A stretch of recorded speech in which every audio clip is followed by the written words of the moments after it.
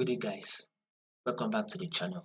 So if you are yet to subscribe, make sure you do well to click on the subscribe button, like, share, make your comments. So let's see what we'll be expecting next on USD Swiss franc.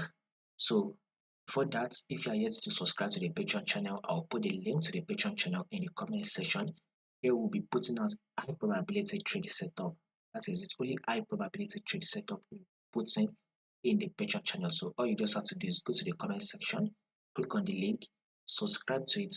Once you subscribe to the Patreon channel, right, you'll be getting this high probability trade setup, especially if you are a struggling trader. So that Patreon channel will be there to help you out. And let's zoom it out. You clearly can see that our forecast, our prediction, or trend on USD Swiss franc is literally on a downtrend. So basically, this market has been dropping for a very long time. Early this year, we'll be having that market dropping. This movement started around January, so we'll be having that drop till now. Now, if you take a look at this, here is a lower low, right? Then we had a lower high, which is our pullback here. Then we also got another lower low, which took out this previous low here. Here comes the lower high.